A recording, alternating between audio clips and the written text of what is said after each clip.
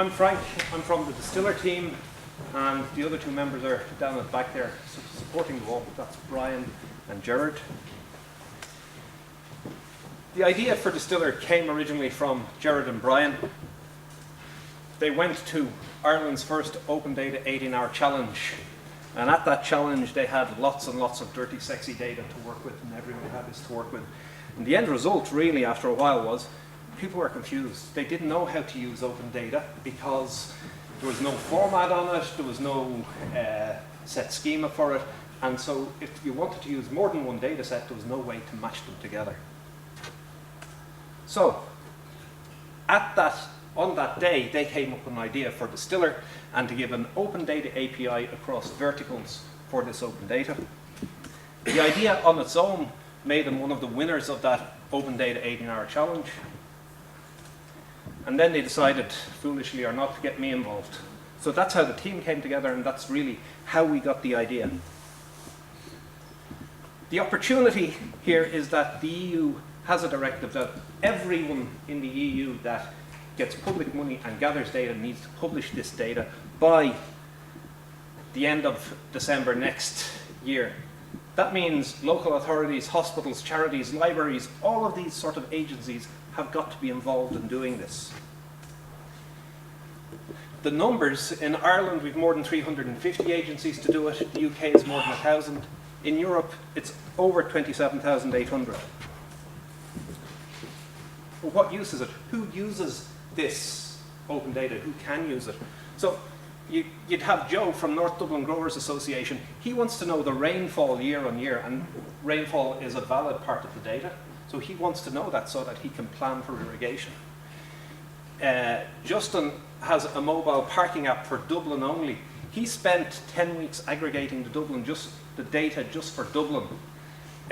He's afraid at scaling at the moment because he knows if I get London or somewhere else, just integrating the data here is going to cripple me. And in fact, we have the councils themselves. We've Deirdre from Dublin City Council, who actually publishes this data. She's saying, well now, how do I actually know who's using it and what they're using it for? So these are real uses for the data.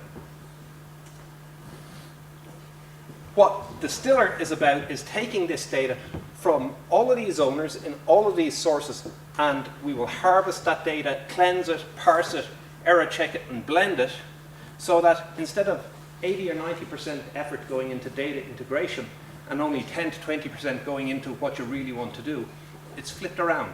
And we give people back all of their effort to do what they want to do. And they can develop more web apps, more games, more phone apps, and more info apps as time goes by.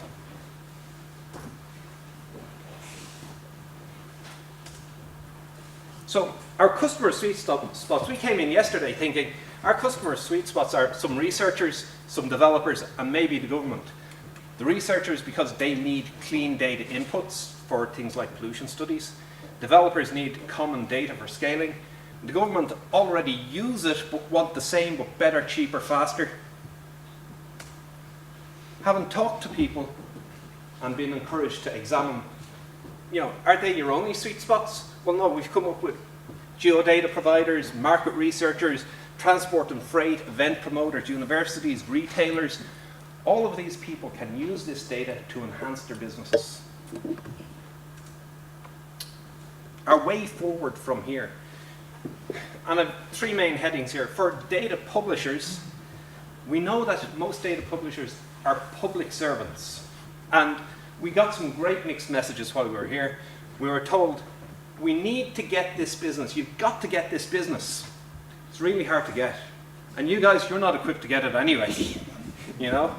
So for us, that points out that our team needs an extra member maybe to go out there and chase this down, an actual specialist in getting business with local authorities.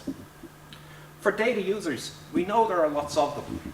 The easiest example to use is mobile apps. There's 1.2 million, 40% use this sort of data, and most of those are looking to scale, so they need us. What we need to do there is win one, just one to start getting traction. And then internally, a lot of people have said, get a good advisory board, an international advisory board. We plan a meeting with Richard Bruton in the next couple of weeks, Why not start with him? Get a champion like Hans Rosling who knows the value of data, and people recognize that if he's saying what we're doing has value, it will have value. And decide really on, are we going to bootstrap it and fund it ourselves through professional services, or try to go for a VC funding model?